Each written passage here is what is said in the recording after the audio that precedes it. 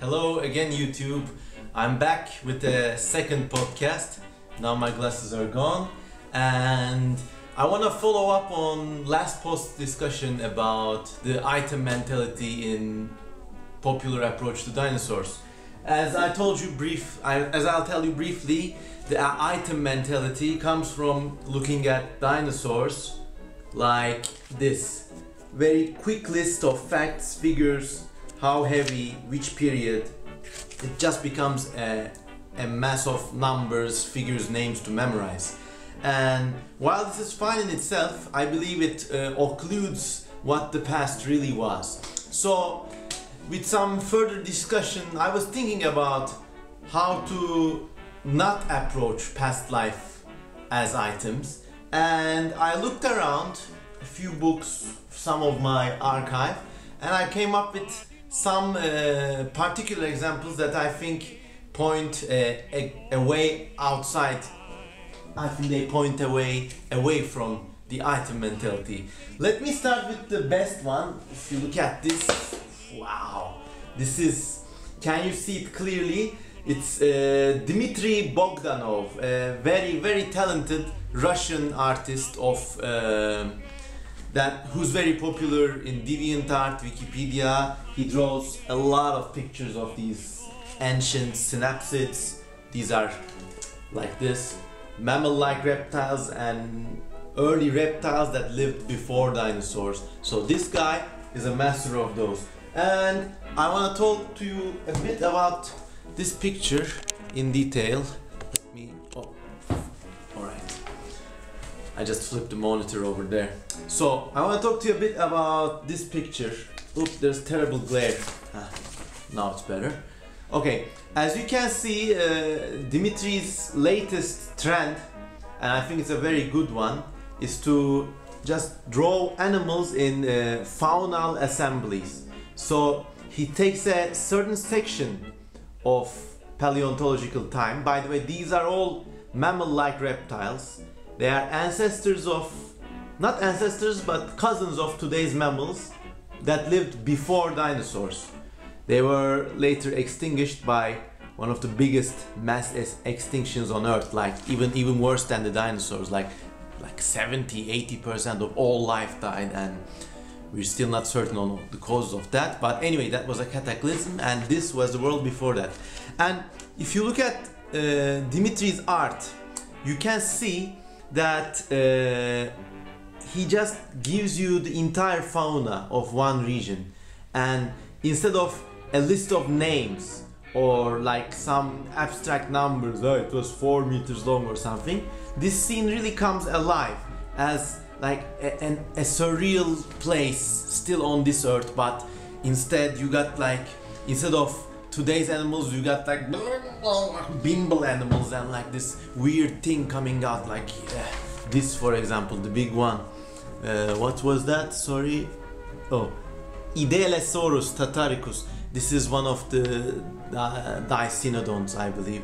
And then you got the predators over there, and you can expect to find these things in the marshes. And then like a precursor of the Archosaur lineage was also there. So it really helps. Also there's some amphibians, and here you got like this really cute thing. It's called wait, I'm waiting for it to focus.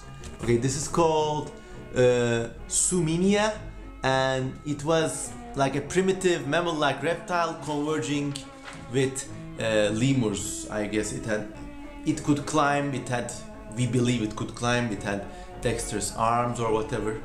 So coming back to the point of this scene,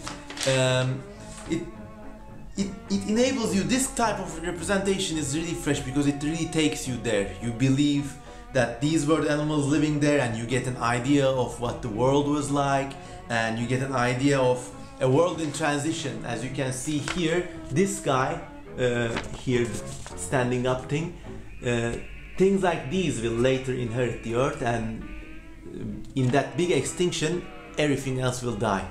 And you not only get a glimpse of the world in transition, but you see with the what ifs of that world. What if the mammal-like things didn't die out? There'd probably be no dinosaurs, and what would evolve in their place? And that's a nice exercise.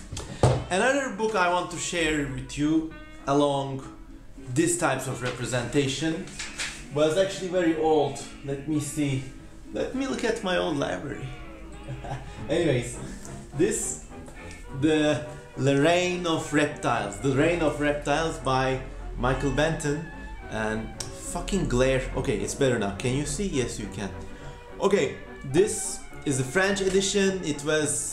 I bought it when I was really young, like 92, 93, in a really poignant trip to Paris with my grandfather, who is now no longer among the living, so this has a place close to my heart.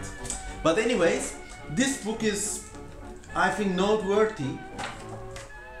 It has really good art for its period, I believe. Like, take a look at this, for example. I gotta do something about this glare. Okay, this is Scutosaurus. It's a Paraeosaurid. It's something that was...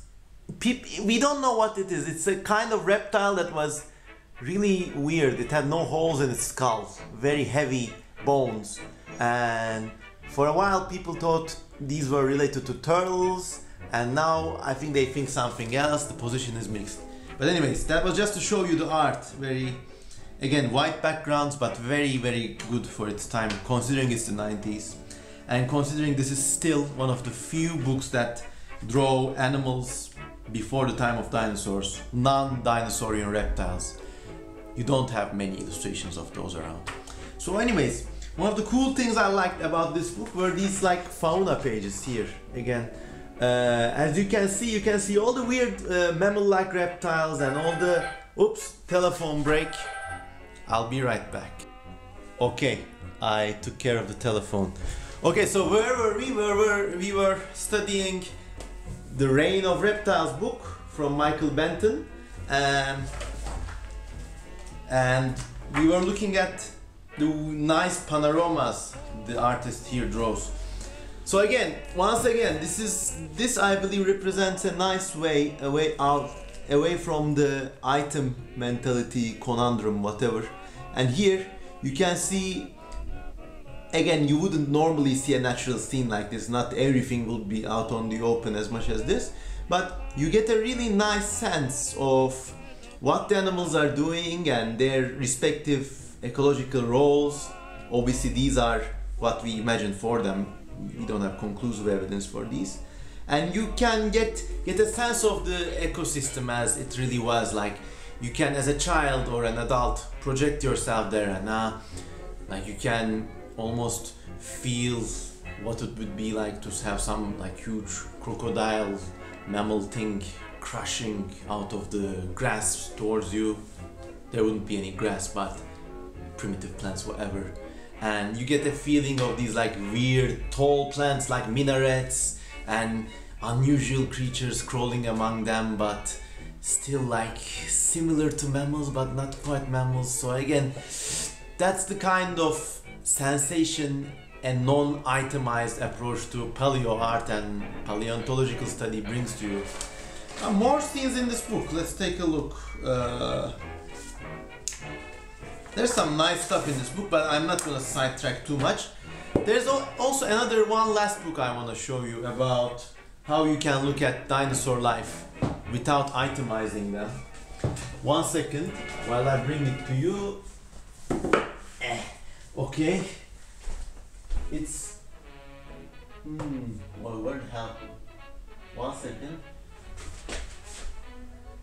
It's an old book, so I have to dig it out. Oh, god damn.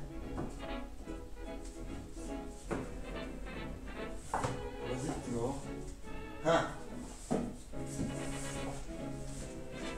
Again, I'm back with A Brontosaur. This was a child's book that really impacted me when I was younger, and it focuses on perhaps one of the most like stereotyped dinosaurs, Brontosaurus. Like, it's what most people would think when you say dinosaur.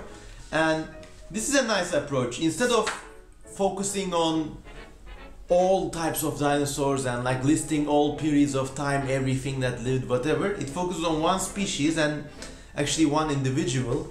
And this book goes through their life, like it's like an album. Here it's growing up and the different creatures in its world. Moving on,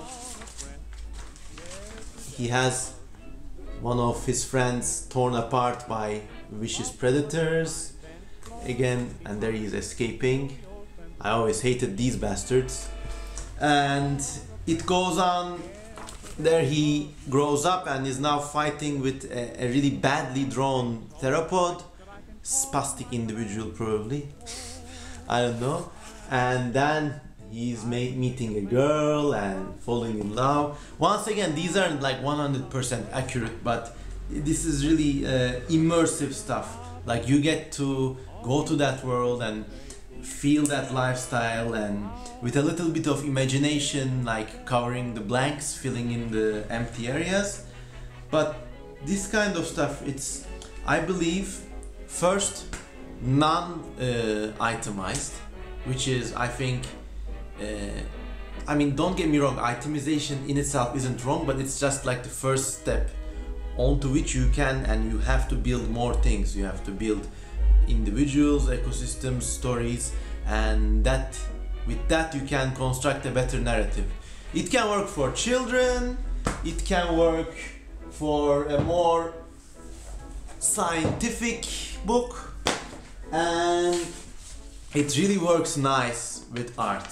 So these are my solutions to the item dilemma.